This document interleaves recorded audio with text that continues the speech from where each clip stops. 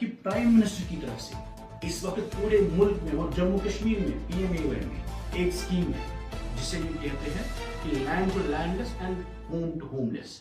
अगर आज ऑलरेडी आप लैंड टू लैंडलेस को देते हैं, होम टू होमलेस को देते हैं, यानी कि जिस शख्स के पास जमीन नहीं उसको जमीन मिलेगी और जिस शख्स के पास मकान नहीं उसे मकान मिलेगा, तो जिसका ऑलरेडी बना है मकान उसको डिमोलिश करेंगे, उसको घर से निकालेंगे।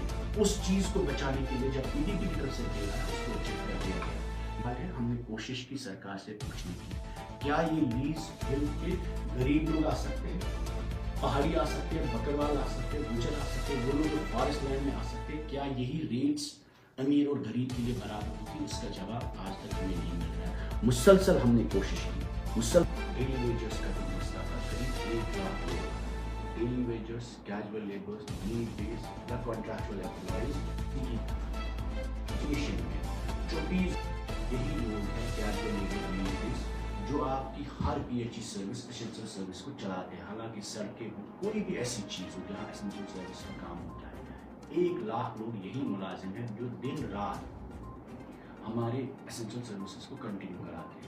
तो हर वक्त हुकूमत को ये पता होता है इलाके में सड़क कौन मेंटेन करता है, PHE की सर्विस कौन मेंटेन करता है, लाइनमैन जब आप बर्फ देखते हैं, टंगार हो, बूढ़ हो, केरल हो या कुपवारा हो या करना हो या कुठवा हो, हर जगह यही लाइनमैन डेली वेजर उस वक्त पोल पे चढ़ता है और आपकी बिजली को रेस्टोर करता है, आपकी पाइप को रेस्टोर करता है, स्नो में आपके रास्ते को रेस्टोर करता है। वर्स्ट हालात में यही casual labours, need based, daily wagers, NYC, NHM के मुलाजिम, NRLM के मुलाजिम, जो कंट्रैक्चुअल मुलाजिम हैं और जिन्होंने अपनी जवानियाँ, अपनी ज़िंदगी इस कौम को दी, इस एडमिनिस्ट्रेशन को दी। उसके बाद ये वादा किया गया कि इनको रेगुलराइज किया जाएगा। करीब 20-30 साल ये सिलसिला हमने देखा।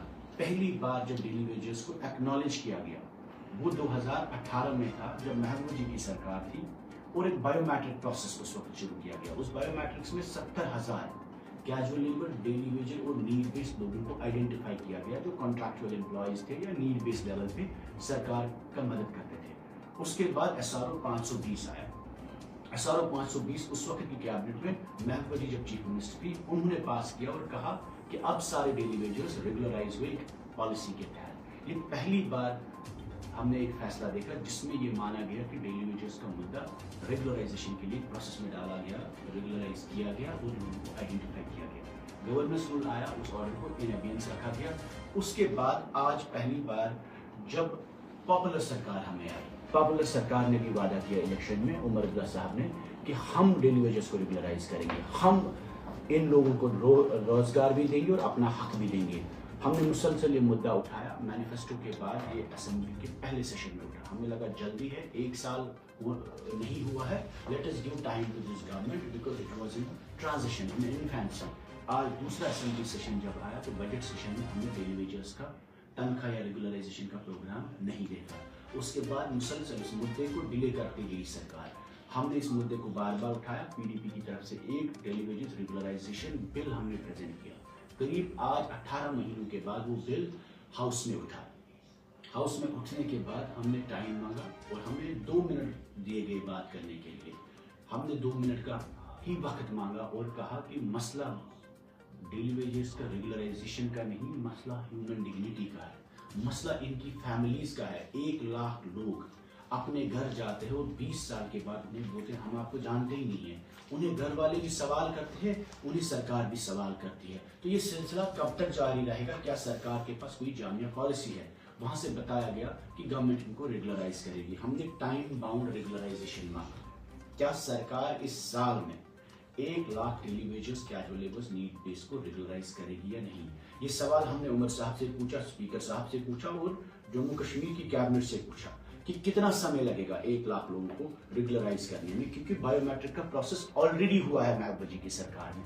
अब नया प्रोसेस में नया साल जाया करना, 3 साल जाया करना या 10 साल जाया करने में कोई फायदा नहीं है, क्योंकि ये लोग रिटायर हो रहे हैं। ये लोग, इन्होंने अपनी जवानी दी सिस्टम को दी। ये लोग सड़कों पर प्रोटेस्ट करते, इनके बच्चों को हक नहीं मिलता, इनके माँ बाप को इज्जत नफस नहीं मिलता, क्योंकि लोगों को लगता है कि इन्होंने जिंदगियां जाया की। हमने ये सवाल उठाने की कोशिश की और गवर्नमेंट ने हमारी बिल को रिजेक्ट किया। रिजेक्ट करने के बाद हमने उनसे पूछा کہ کیا آپ ڈیلی ویجز کو ریگولرائزیشن نہیں چاہتے.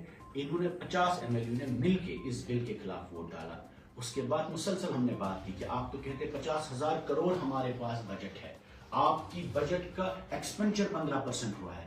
ہم نے یہ سوال پوچھا, آپ نے کہا کل 5,000 کروڑ اور آیا. اگر کروڑوں کا پیسہ ہے, اتنا پیسہ آپ کے پاس اویلیبل ہے, تو آپ کو ڈیلی ویجز کے لیے 10,000 15,000 تنخواہ کیوں میسر نہیں کر سکتے؟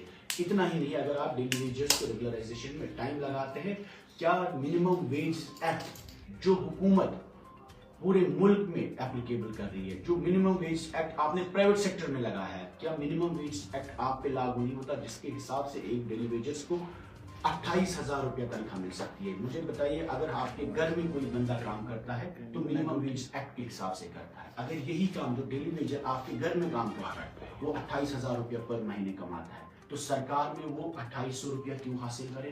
سرکار میں اس کو 200 روپیہ سے کیوں آپ نبھائیں گے, 300 روپیہ سے کیوں نبھائیں گے, اور اس کی بھی کوئی گارنٹی نہیں ہے؟ ایسے سوال ہم نے اس ایوان میں پوچھے. اس ایوان میں اتنی طاقت ہے کہ یہ اس ڈیلی ویجز کے مسئلے کو حل کر سکتا ہے.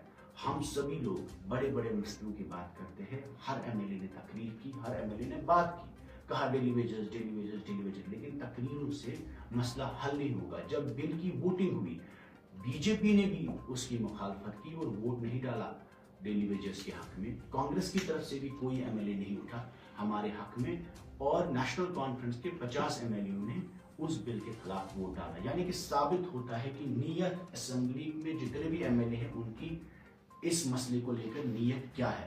اتنا ہی نہیں, دوسرا بڑا مدعا جو زمین کے حوالے سے ہے, 5 اگست 2019 کو, 5 اگست 2019 کے بعد سب سے بڑا خدشہ جموں کشمیر میں زمین کا ہے. 370 کے بعد لوگوں میں یہ خدشہ ہوا شاید ہم سے ہماری زمین چھینیں گے. یعنی کہ روشنی کی زمین, روشنی کو قلعدم کیا گیا, روشنی کی زمین ہم سے لی گئی. اتنا ہی نہیں, جہاں اسٹیٹ لینڈ, گھاس چرائی, شاملات, نزول میں یہ زمینیں ہمارے پاس, ہمارے پرکھوں نے, ہمارے بزرگوں نے, ہمارے والدوں نے, ہمارے ماں باپ نے یا ہمارے فیملیز نے جو پروٹیکٹ کی زمین, اس زمین پر سرکار نے دعویٰ کیا. ہم نے یہی پوچھا کہ اگر 6 شخص, چاہے جموں کا شخص, چاہے غریب ہو یا امیر ہو, چاہے ہندو ہو یا مسلمان ہو, چاہے پہاڑی ہو یا زمین پر رہنے والا ہو, گجر ہو یا بکروال ہو, غرض یہ ہے کہ جموں کشمیر کا کوئی بھی شخص اگر اسٹیٹ لینڈ میں رہتا ہے, کیا اس کو اپنی اسٹیٹ لینڈ میں رہنے کا حق ہے یا نہیں.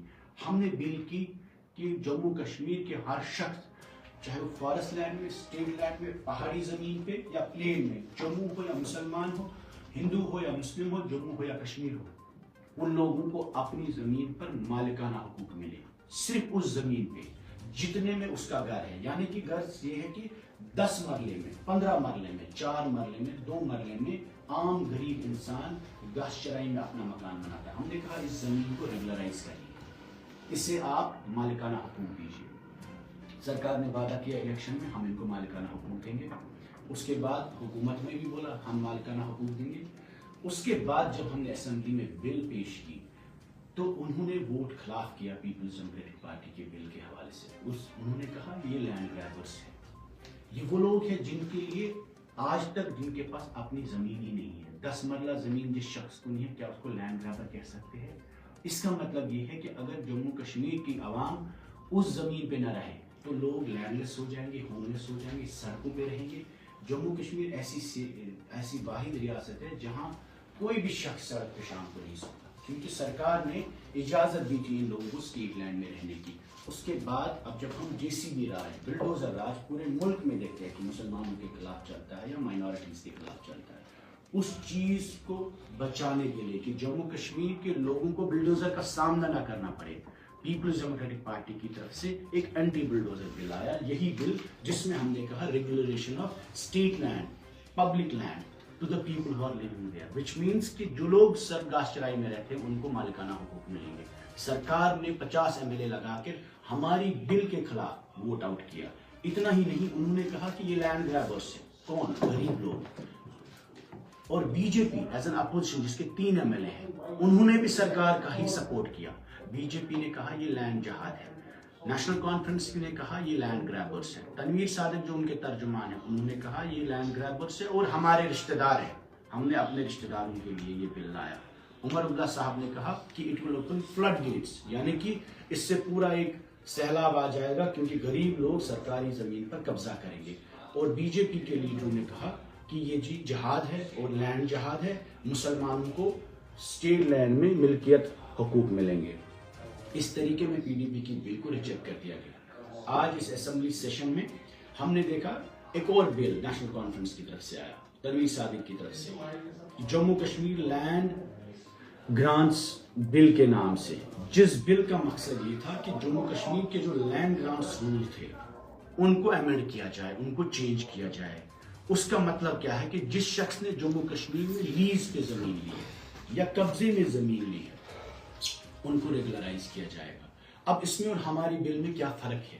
हमारी बिल उन लोगों के लिए जमीन मांगती है जो कहीं रह रहे हैं, जो किसी का मकान जिस पे हो, किसी का आशियाना हो, ताकि उसको जेसीबी ना लगे। हम कहते हैं उस जमीन को रेगुलराइज करिए जिस पे गरीब रहता हो, जिसके पास जमीन या मकान नहीं है। जो तनवीर सादिक साहब की बिल है, ये लैंड ग्रांट रूल्स की चेंज करने की बात है कि जिसको पट्टा है, जिसको लीज है, उसको लीज एक्सटेंड करिए। मुझे बताइए, दोनों इलीगल है। जो जिसने स्टेट लैंड पे मकान बनाया, जिसने गाछ चराई बनाया, जिसने लीज अपना एक्सटेंड नहीं किया और तब भी कब्जा रखा, दोनों इलीगल है बाय डेफिनेशन।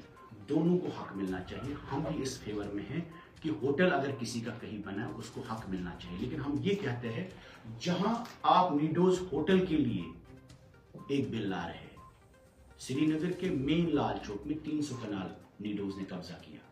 100 साल के बाद भी वो कब्जा जायज है क्योंकि वो अब्दुल्ला खानदान से वाबस्ता है।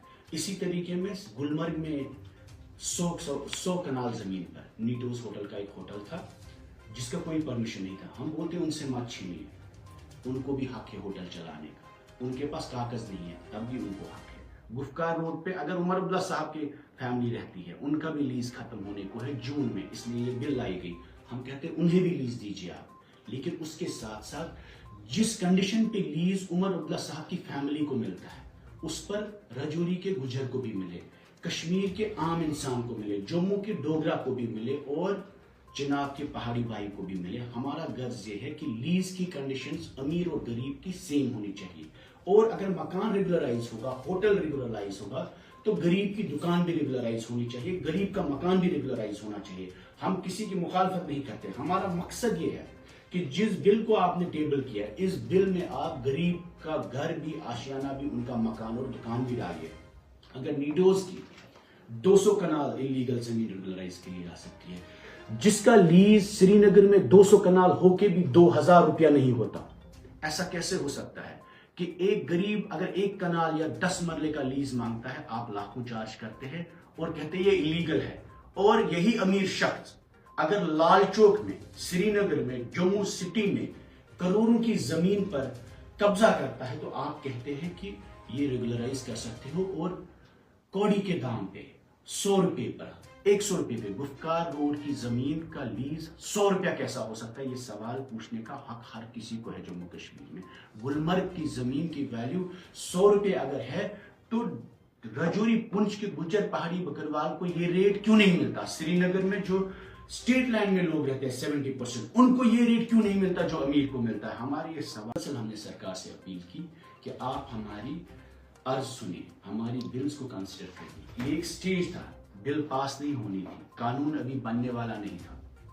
जब मकान डिमोलिश होते हैं तो हम रोने जाते हैं, हर पार्टी के लोग रोने जाए। बीजेपी के लोग अरफाज डेन के मकान पे रोने गए, एनसी के लोग डिप्टी चीफ मिनिस्टर अरफाज डेन के मकान पे रोने गए। लेकिन क्या किसी ने आज तक सरकार में उसके जमीन को, कागज को रेगुलराइज किया? नहीं। क्या उनको मकान बना के दिया? नहीं। जब